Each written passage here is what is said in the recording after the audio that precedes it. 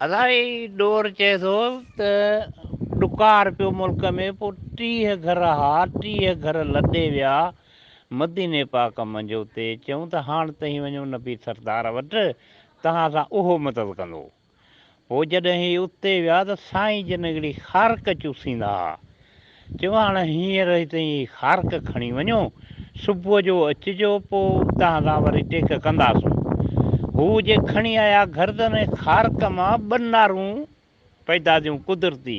हिकिड़ीअ मां निकितो खीर, हिकिड़ीअ मां निकिती माखी। जंहिंजे वात ते रखनि सो ढो, जंहिंजे वात ते रखनि सो 30 ई घर जेके उन्हनि खाई ढो कयो। चयूं त हाणे अहिड़ी शइ पाण वटि आहे, हाणे पाण हलूं था वापसि।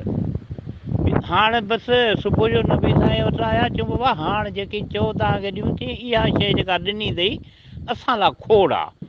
इन करे हू आया वापसि। पोइ आशिक़ जो ॾोर इन जाइ ते आहे त मारू मुल्क छॾे आया हुआ मिड़ेया पाड़े जा बमार, उन्हनि जो सांग सरो थियो वेड़ी जा विंझार। ॾुथ उन्हनि खे अहिड़ो मिलियो जो कोन ॾिठो सारी सभु ॼमार। मंझंदि उन्हनि खे मोहबत ॾिनी सराह जा संघार। पोइ वरी विया पंहिंजे वतन ते झांगेड़ा झुंझार। पोइ लही विया ग़म गफ़ार, लहज़े में लालू चेर लही विया ग़म गफ़ार। इहो अथई ख़ारक ते ॾोर आहे।